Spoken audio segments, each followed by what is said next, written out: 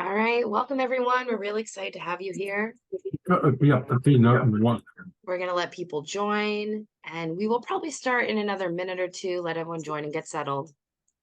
We've got ASL interpreters available, and we've also got closed captioning available. If you look at the bottom of your Zoom screen, you should see the show captions button.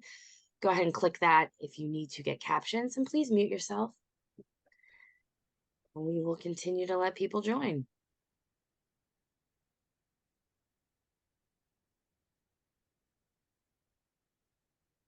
Wow, we've got a lot of people here tonight. A lot of people excited about this topic.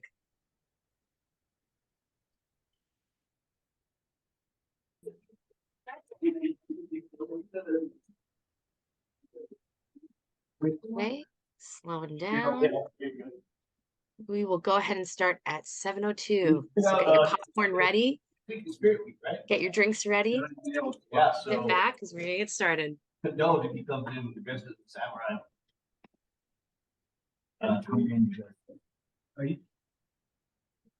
Looks like someone's mic is on. If you don't mind, please mute yourself. Thank you. If you haven't already, please mute yourself. And then I am going to have Katie and Greta spotlit, so you'll be able to see them. And everyone can also adjust their Zoom features on their side as well.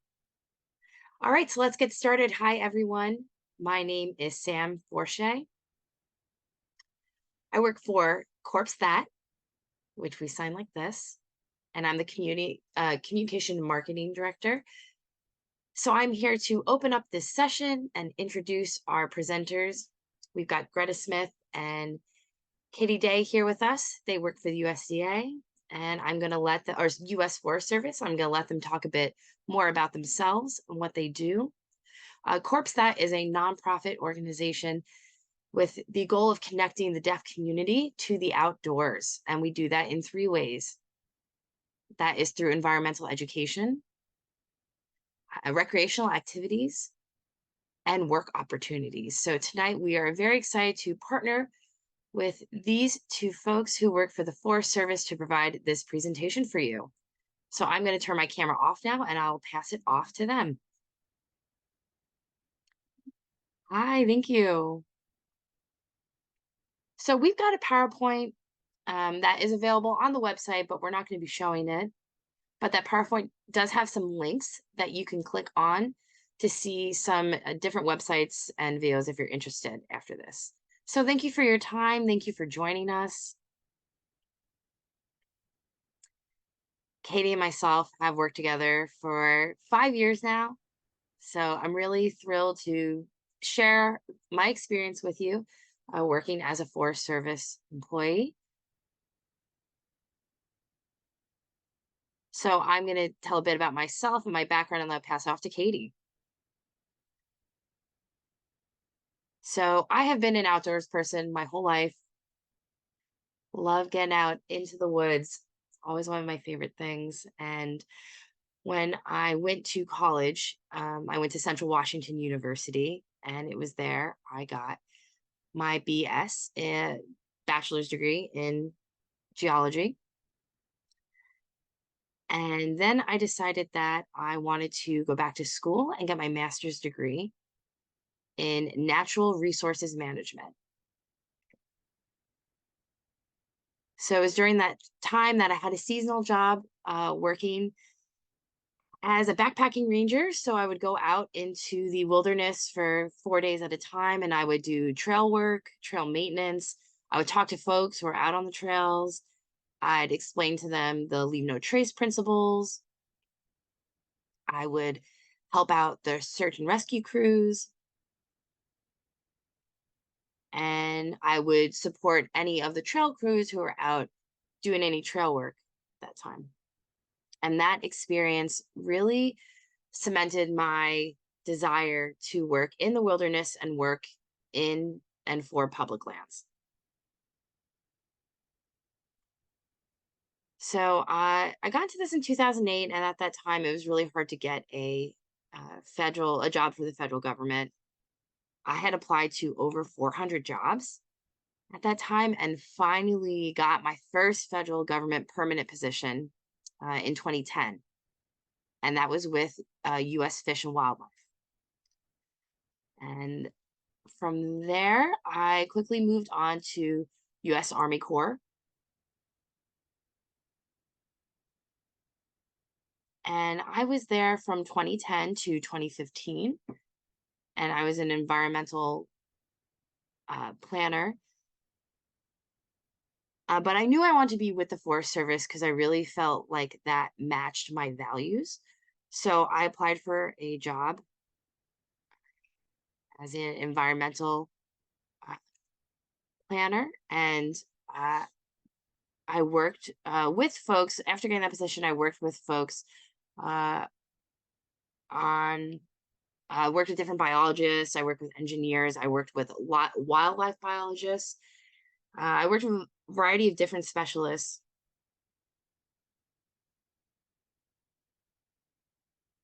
But after a while, I knew I wanted something uh, different, so I ended up becoming a district ranger.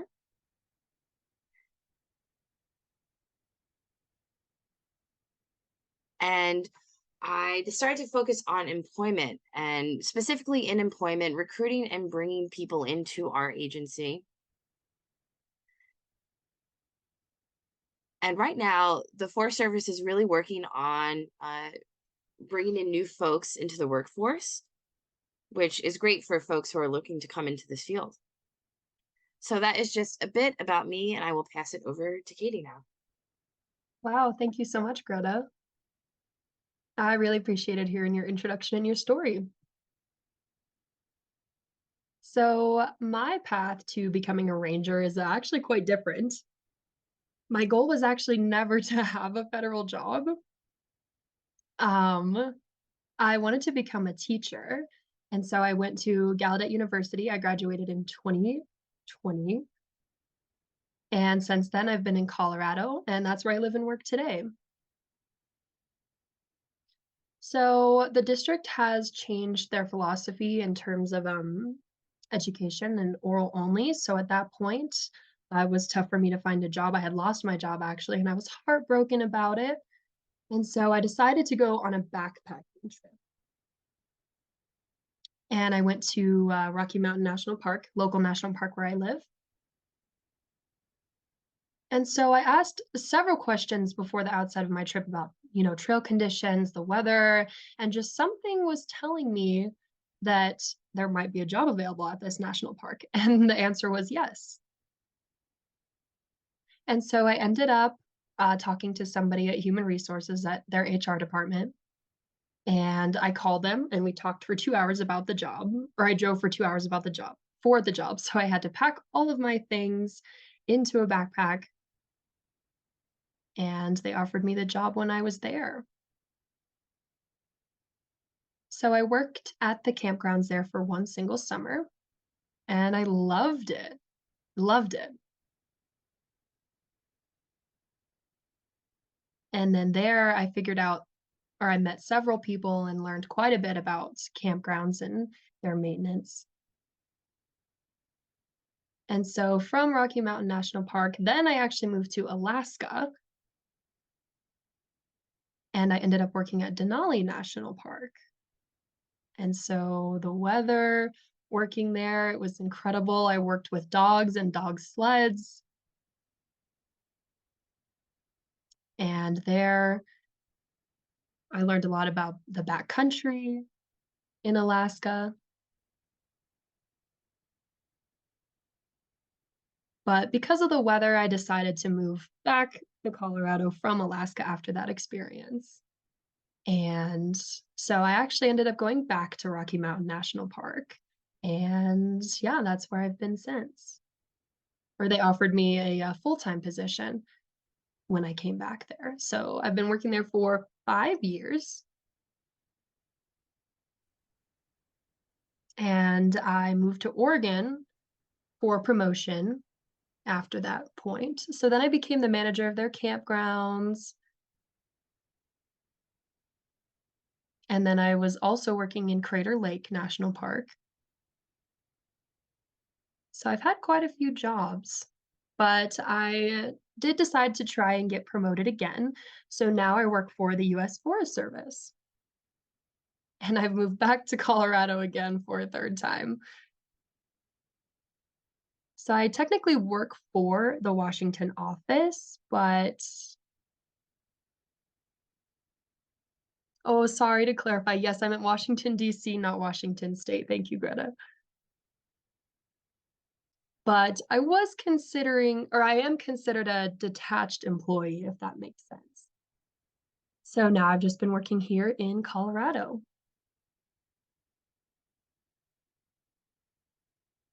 So, as you can see, both of our stories involved a lot of moving around, and I think moving is a really great experience.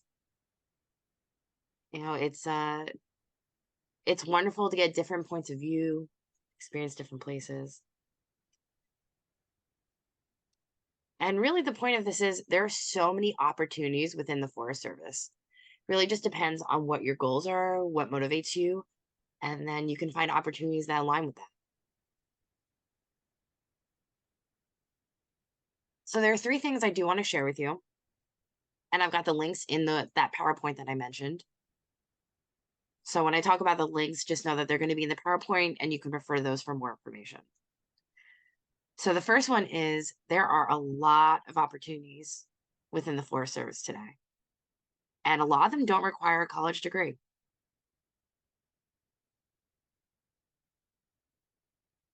We are doing a big push to hire forestry technicians.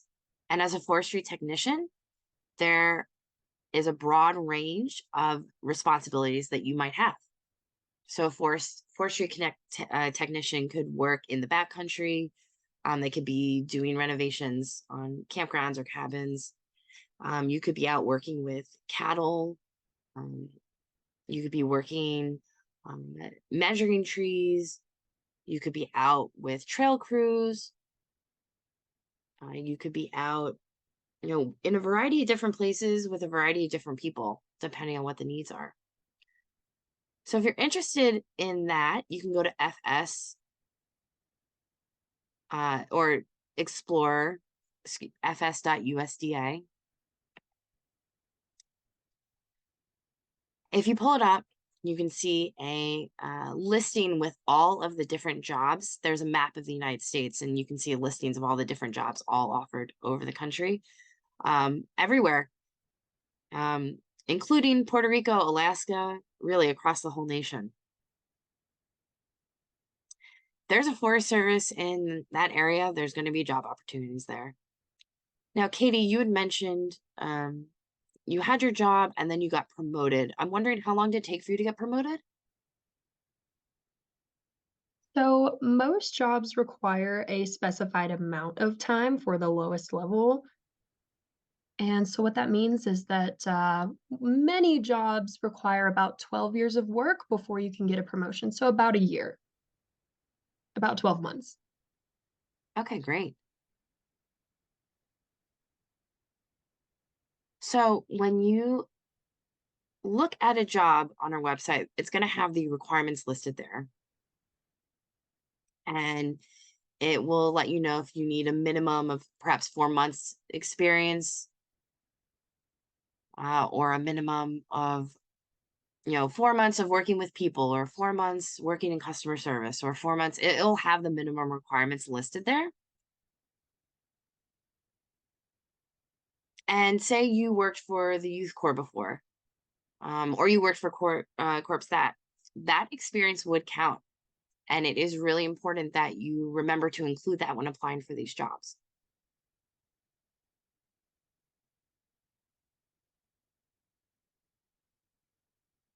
I've noticed that we don't have anything specific for these kind of jobs. The Forest Service technician job is more general, but if you fill in your information, your background, your education, any of your experience, your soft skills, all of that will help you through this application. So I really encourage everyone to list all those things. And if you're at all interested, go ahead and apply. – 80? Also, you want to work on building your federal resume and understand that that resume is going to be different from a regular resume. So in the federal, you're going to want to include all of your skills. So that might mean that your resume ends up being several pages.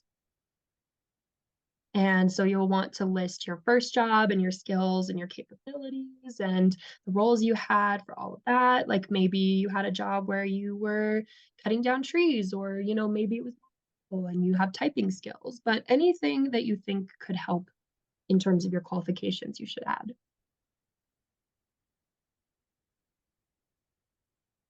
Yeah, and interestingly enough, the Forest Service Street doesn't really ask you about the outdoors. So you need excuse me, the Forest Service isn't specific to the outdoors. So you can work in HR, that there are positions for you there. You if you are good with computers, we always need that support as well. And accounting as well. We're always going to need people who are good at finance. Right. So if there are any opportunities that interest you, I would encourage you to go ahead and apply and start working towards your bigger goals. You might want to be a forest ranger, and 20 years ago, that's what I thought I wanted to be. And I got myself into a water technician job, and I did that for a while, and then I decided I wanted to try NEPA in kind. I realized that I liked that. I stayed with NEPA for a while, and then I decided that I wanted to become an administrator.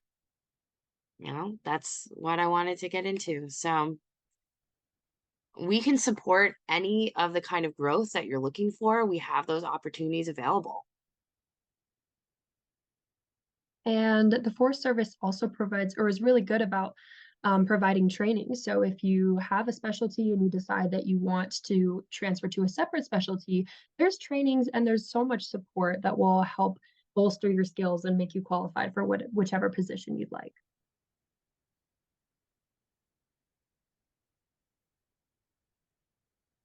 So yes, there are so many opportunities, and I'd love to tell you how to access those. You do have to go through usajobs.gov. That is the website. I've got the link in the PowerPoint for you. And when you pull up usajobs.com, it's going to have the opportunities listed there and ways for you to apply. The Forest Service is a Schedule A approved hiring entity, which means that we focus on hiring people with disabilities. And doesn't mean that you'll automatically be given a job, but it does mean that if you apply for a job,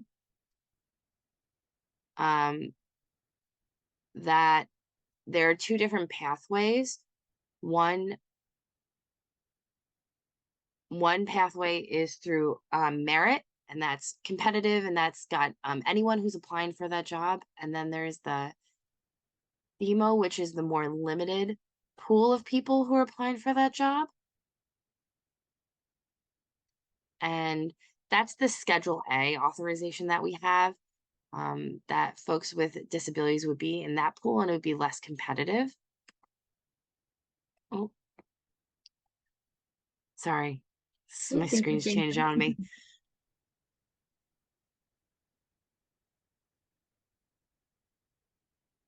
So if a job requires a degree, you do need to have that degree. That's still a requirement. Schedule A doesn't mean that you don't have to meet the minimum requirements for the positions. You do still need to do that, because it is something required for that specific job.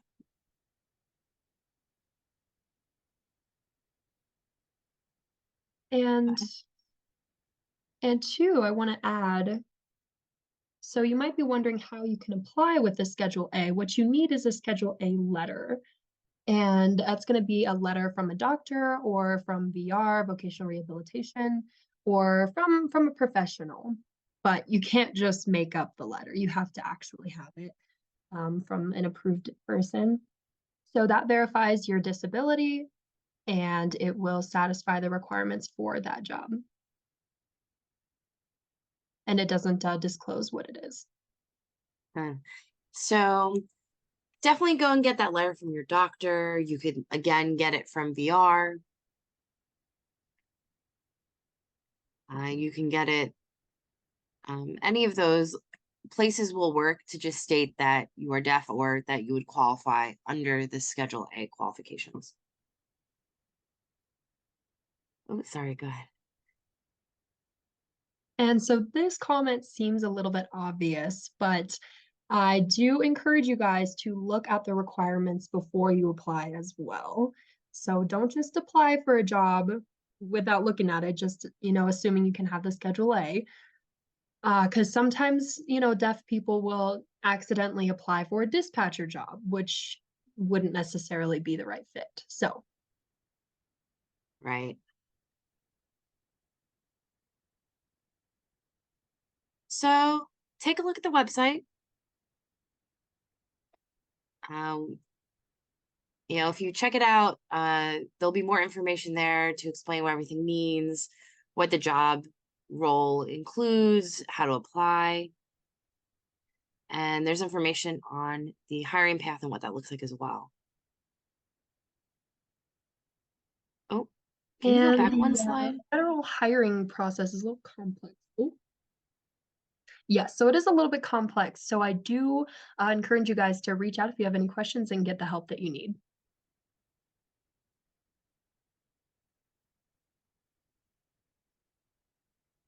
Could you go back one slide?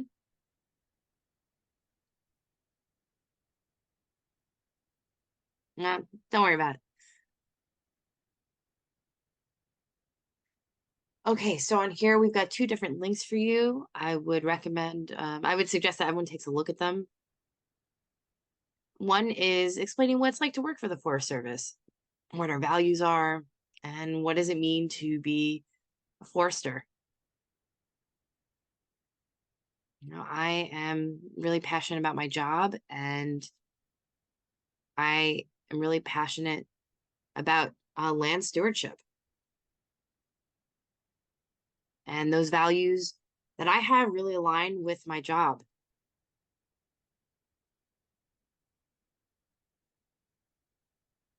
So the other website we have here is a really cool website. It has a bunch of different job opportunities in the outdoors that are available. And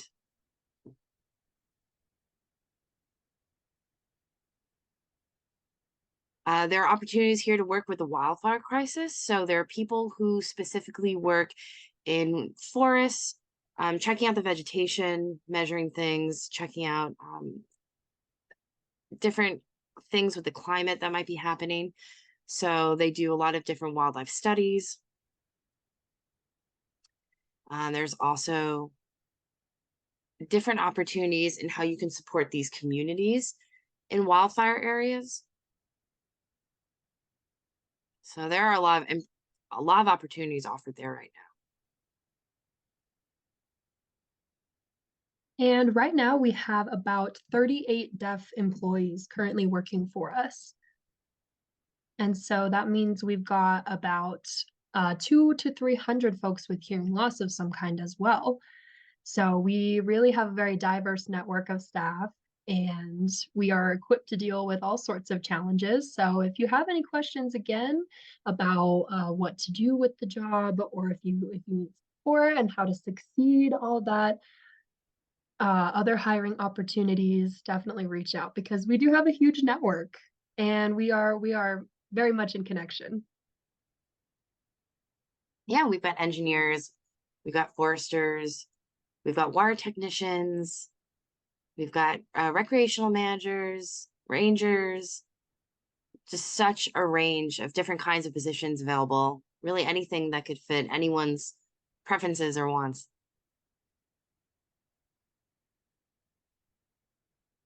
And then, let's see, we could go down.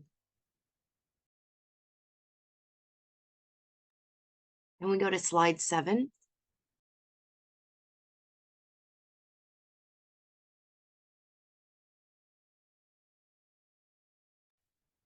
Perfect.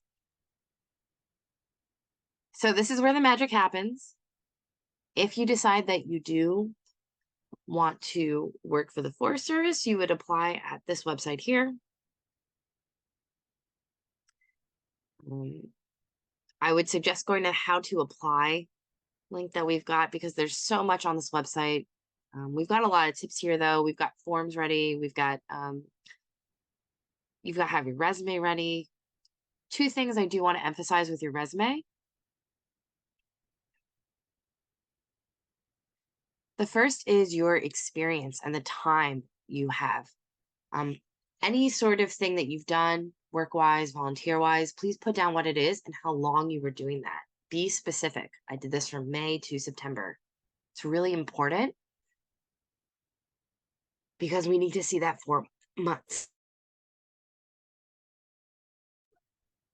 Sometimes the job's going to require that experience, so you need to show that on your resume. Don't just show that you did the job or you have the certificate, put down specifically when you were there. And then also try and include that information because if we don't pass you on, we're not going to see the rest of your information. So it's important that you include those specifics to get the door open for that. Also include your salary information as well, because that will help.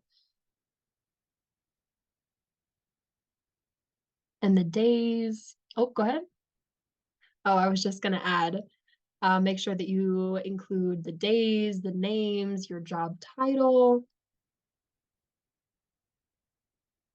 And you want to be specific, just like Greta said, like, okay, April to whichever month, whatever it is, you want to be specific about the length of time that you worked there, about how much money you've made, or the range, your salary range, and the things that you took care of too, the activities that you were responsible for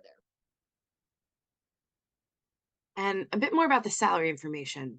So that is important because you need to certify your grade level that you're at.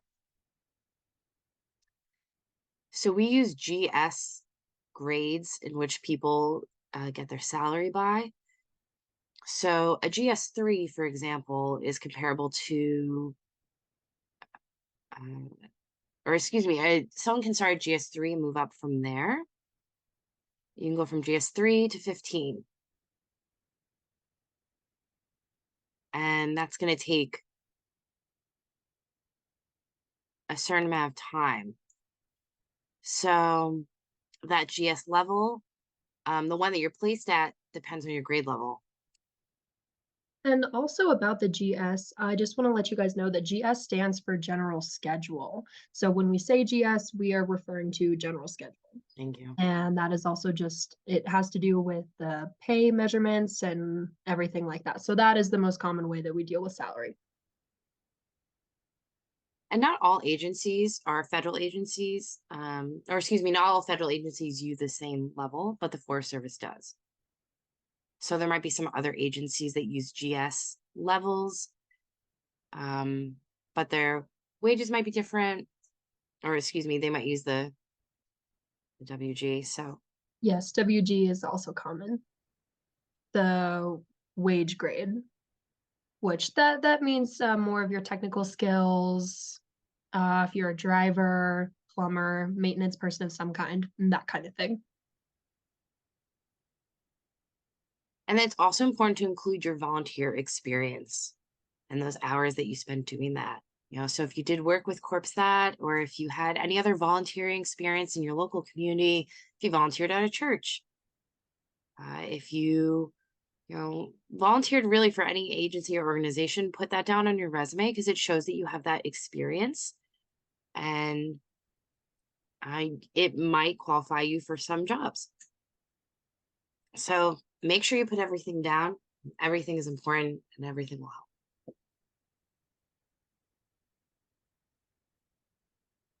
And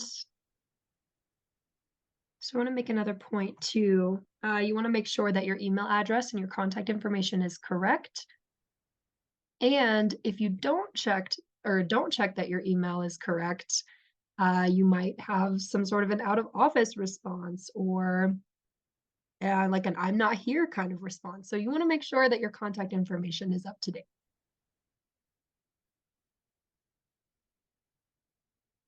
And it's might take some time for the job application and the process to go through. I mean, it could be as soon as a month, or it could take as long as 6 months to hear back. Yeah, the worst situation that happened to me was a job called me. They ended up calling me 13 months later asking me if I wanted the job. So I denied. I didn't take the job, but yeah.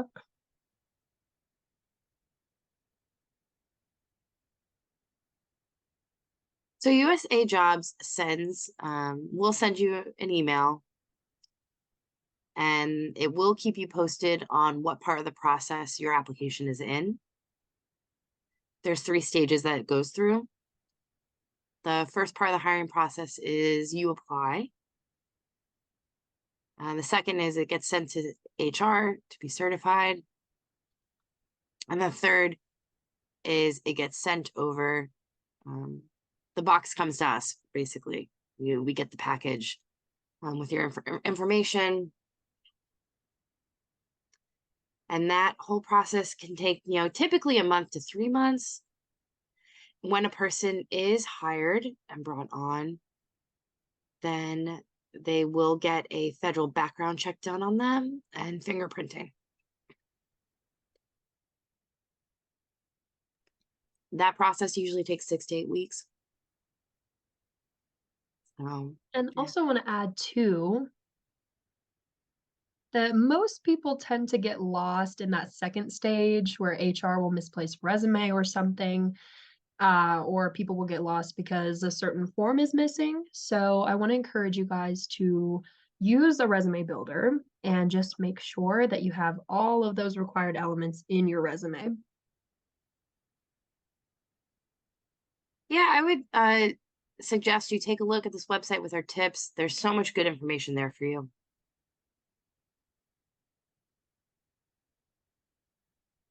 And then I think that might be the last slide. Let's see. Great. So we really wanted to make a space where folks can just ask us any questions that come to mind, anything about the job, anything in general that they're wondering about. And I would like to say thank you for CorpSat for sponsoring this panel and letting us have this opportunity to spend time with you and teach you about, tell you about the Forest Service and the opportunities that we have. We really appreciate the support from CorpSat and appreciate this program, getting youth and adults into the outdoors. You're doing a great job. We appreciate your support for public land, so thank you. All right. Yes, I agree. Open it Thank you, up. guys.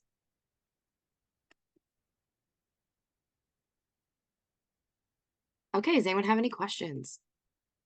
And this is Sam. Before we open it up here, I wanted to see, oh, perfect. I was gonna say, stop sharing the screen. Great. I can see everyone now. Hi.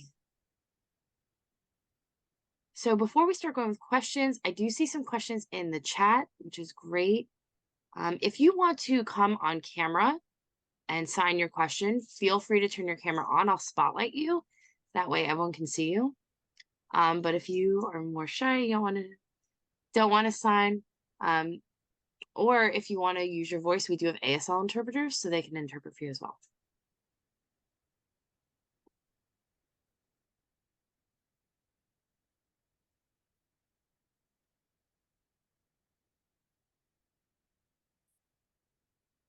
Oh, sorry, hold on just a sec. Laura asked a question for the two of you.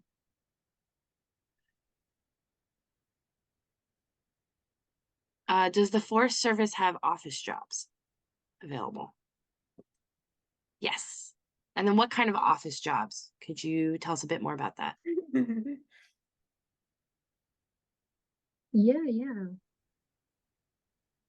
So we do have a description of SSS. And so reading that description might be better. Greta might be able to explain it better than me. So support service staff.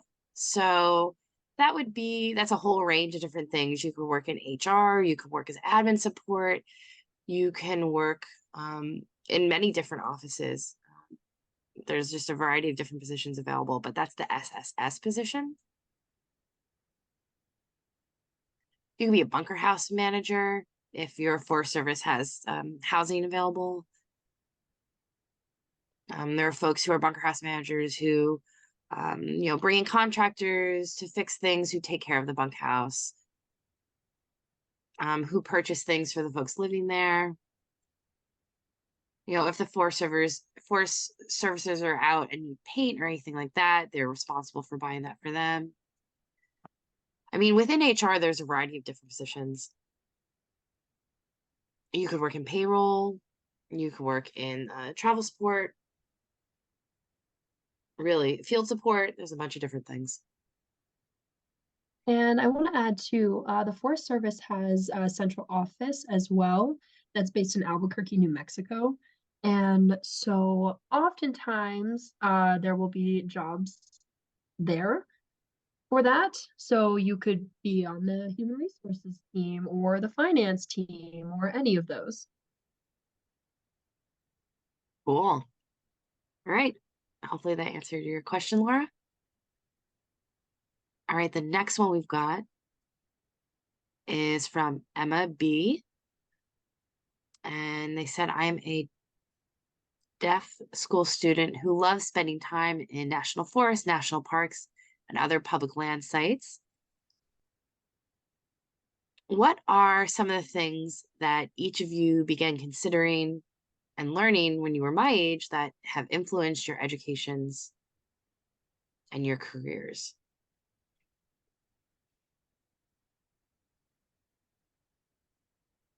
Anything come to mind? This is Greta. So growing up, I was always in the woods. All my free time was spent in the outdoors.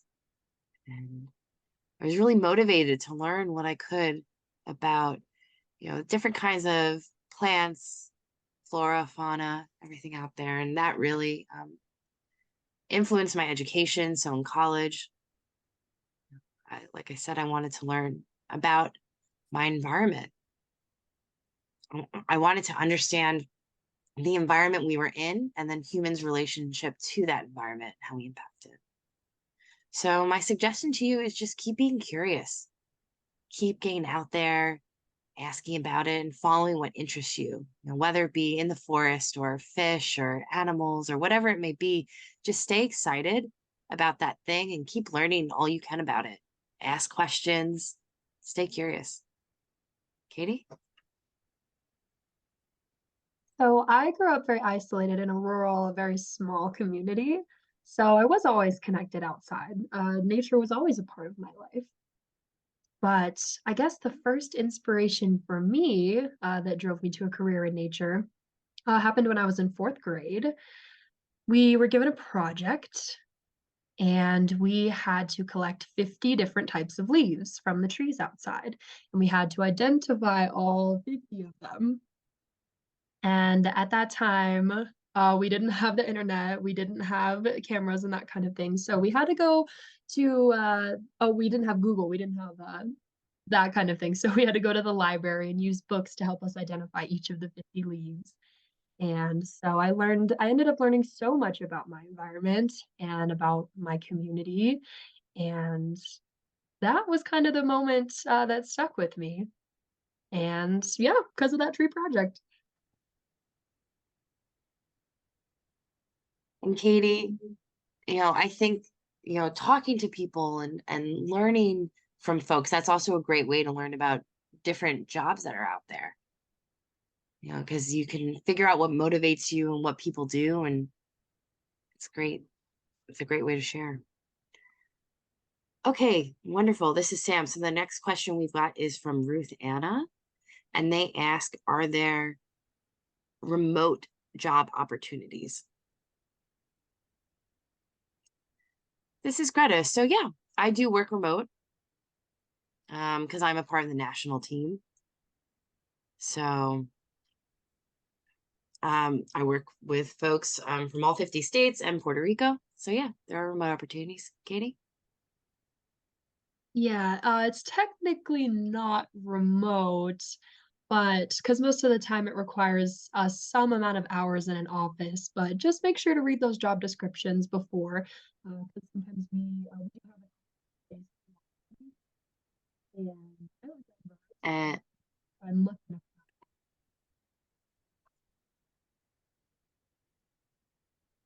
yeah, so that's something really interesting today is the environment that we're working in. It's been changing. So those opportunities are there. Remote opportunities are available. yeah, and remote work is expanding, so we're seeing those kinds of jobs more often. And this is Sam. And US jobs, I think it specifies if the job is remote or not, or hybrid if you take a look at those different work opportunities. And this is Greta. Oh, actually made me think of something. So for remote work, just so you know, remote work is a bit more competitive. So if you see um, the job has a cap of 200 applicants, that means that um, they're gonna hit a cap and then close down that job. So they specify if they have a cap for how many people that they'll take applications for. Yes, and I recently hired a new assistant, and for that one, there wasn't a cap on applications. I think we had over 300 applicants. So, yeah, remote work is definitely a competitive position. This is Sam. So the next question as I go through the chat is from Amy Morris. Let me read it first. Okay. So Amy said, hello, Katie, Greta.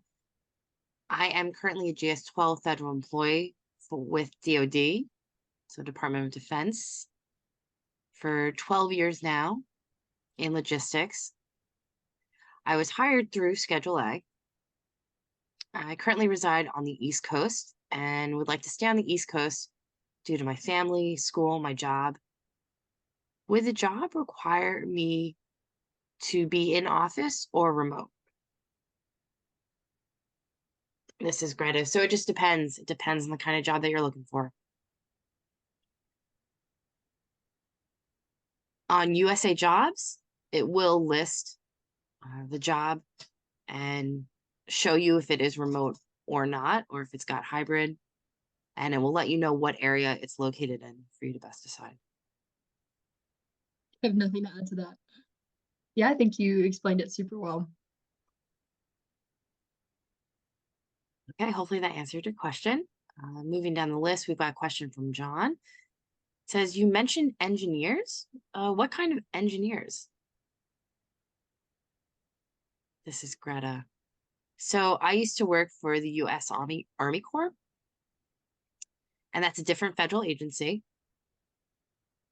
And under that agency, they're all engineers. The Forest Service has many different engineers. So they could be civil engineers, mechanical engineers,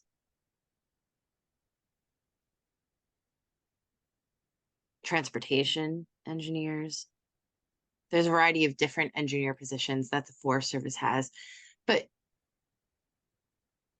typically we're focused on transportation engineers, and engineers are looking at forest roads and figuring out how to build and maintain appropriate roads, bridges, different infrastructure throughout the wilderness. So it could be water projects, different things like that, that the engineers would come out and do the specs and build the plans and get those approved.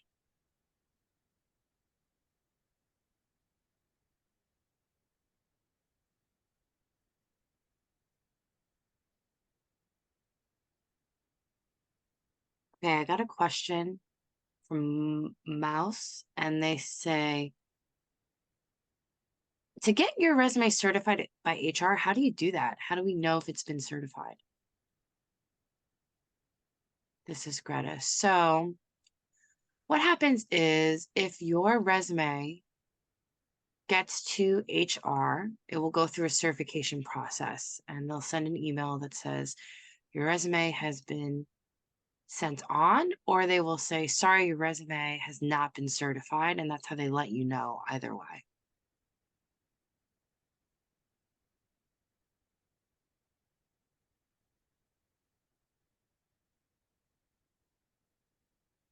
Another person asked, are you in the outdoors all the time? I missed what state you're in. Oh, I used to be. I wish. No, you're not out there anymore? I go often, but really I'm required to travel at least once a month. So I do go, but I will be back pretty often.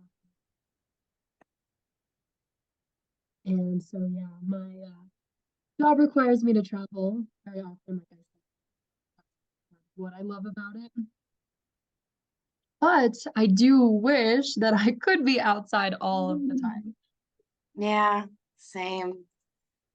I used to be outdoors all the time, but now my job is really in administration. So I'm on the computer most of the day, talking to different folks. Oh, before I forget, a little off topic, but I do want to let you know we do have a lot of networking opportunities that will be coming up shortly. So next week, we're going to have a job opening with the Society of Foresters. So we will announce that event. Or excuse me, that's going to be an event with over 400 people. So we have different conferences, especially for engineers. So you can check out our Forest Service website to see what openings are coming up. Because sometimes we've got conferences or we've got webinars that we host to connect folks.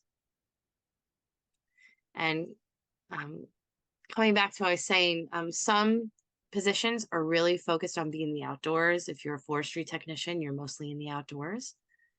A lot of times you're doing different maintenance work, trail work, you're working with campgrounds. And oftentimes we've got, office jobs like HR. They're more indoors and computer based. Yeah, and I just want to add to that, slightly off topic, but um, so I'm in Colorado right now, and Greta's from Washington State. So Oh, I grew up in Washington State. So many great memories of the forest there. I miss it. Oh, well, I'm working in the Forest Service. And Gretchen, it's a really cool state.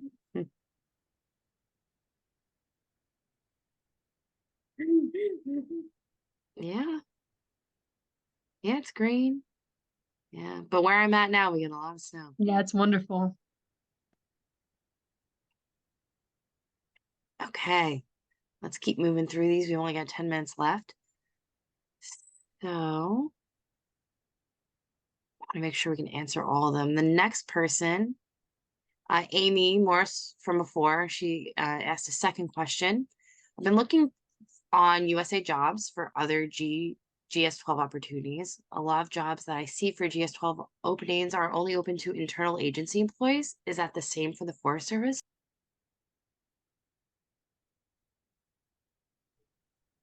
It depends. So I would say sometimes,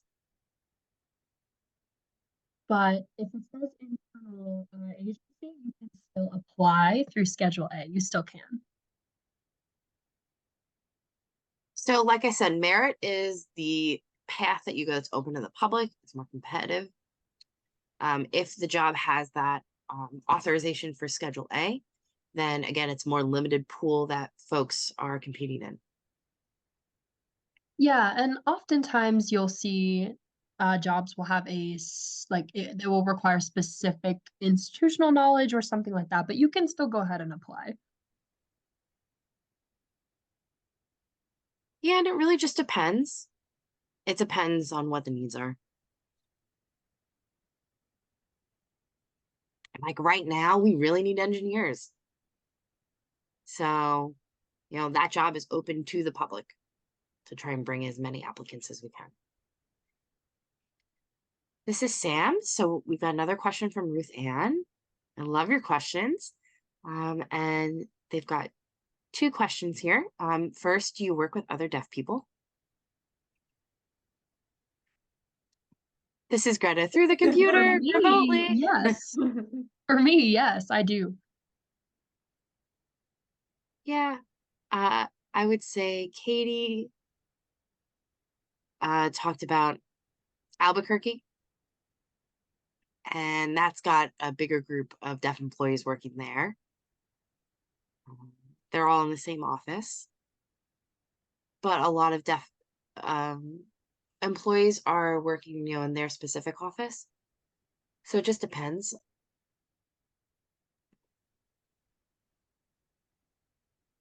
So we are working on developing a national contract, meaning that it will make it easier for deaf staff to request an interpreter. And so we will make sure that there is a plan in place for all of that for whatever job you're doing, and we will make sure that there is interpretation available.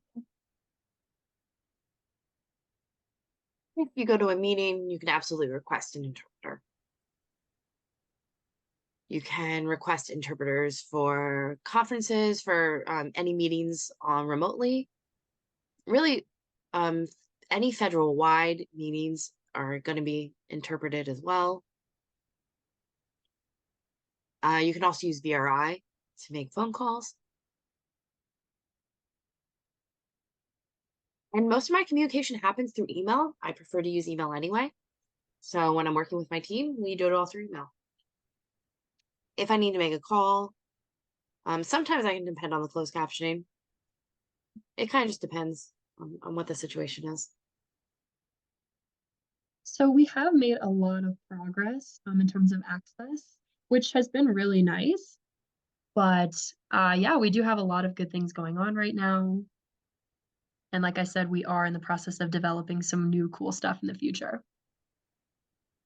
And one thing that Katie's been a part of with the fire team is that when she goes out to do fire support, there's what, 20, how many? 3, I have 3 certifications now. So technically, I am qualified as a EMT, and I'm working on getting my medical leadership license or qualification. And also it's called the RCDM is the abbreviation. And so that is kind of like a resource manager, and I deal with the fire equipment, fire resources. Yeah, and you have several certifications, right? 2? How many do you have? No, I've got 2. So I see a question about GIS. I'd love to jump and answer that. And Sam is saying, can you just sign the whole question, please? Sure. Someone said, learned a lot tonight. Thank you, Greta and Katie. Are you familiar with any GIS opportunities? I'm seeking an internship for 2024. So right now, if you go online, you can see that there's a lot of information about our GIS opportunities. If you're looking for an internship specifically, I would suggest that you check out the Pathways program. The Pathways program is for students who are currently enrolled and are looking for a seasonal job or looking for special opportunities. So you might be able to find more information there. And also, Greta, do you know what I mean? The RA program, that might be a good Yep. resource as well. It's another good one. The Resource Assistant Program. Yeah, so either way, you can go through USFS or through our resource support program. Yeah, so it's either through another agency or run directly through us, but you can find the information there. And so my program has hired someone over the years, but yes, I would recommend the RA program.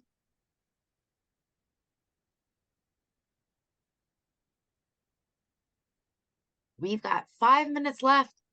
Any last comments or questions? Feel free to turn your video on if you want, or you can type it out. Also, if you arrived late and missed the first half of this presentation, it has been recorded and we will be uploading it to our YouTube channel later. Ruth asked Katie, what's your dog's name? I have 3 dogs. I've got 3 of them. Let's see. We have got Casey, Tika, and Kepler. Yeah, I'm surprised they're not barking. 2 of them look exactly the same, but yeah, I'm sure you've seen one of them in the background this whole time. That's probably Casey and Kepler. Oh, I just saw him.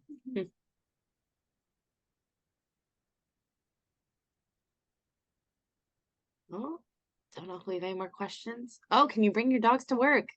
I mean, if you're working from home. At my house, yes.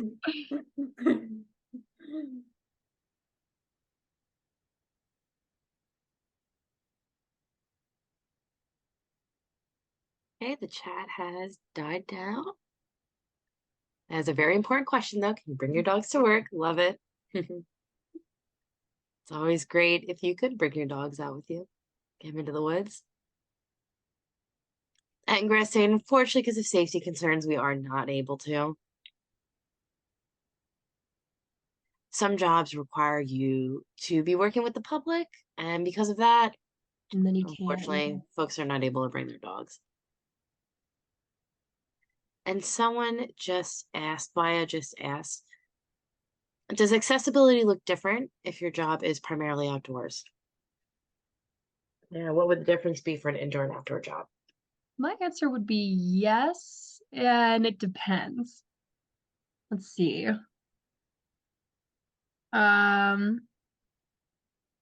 I think it's a bit more of a challenge to find interpreters who are willing to do the work outside and who are willing to stay with you all day in those kinds of situations and conditions, just because there's an added risk to being outside. But also, I mean, the same thing applies to finding interpreters who are willing to work with the fire team, because there is an additional risk and it requires a special certification and specific training. But yeah, so sometimes it is more of a challenge to find those folks and ensure that accessibility. And it depends on what the need is. If there's a forester who is going out, and they usually use radio communication, we want to make sure that they're able to text, and that all the phones have service to be able to communicate. So we might give them technology for that. We also might give them like an iPad or something else to be able to communicate with the people around them. Kind of just depends though, what the safety needs are. If it's something, where we need to know where people are at, then we need to make sure we give them the technology to be able to communicate that. All right, this is Sam, so we're going to wrap up now.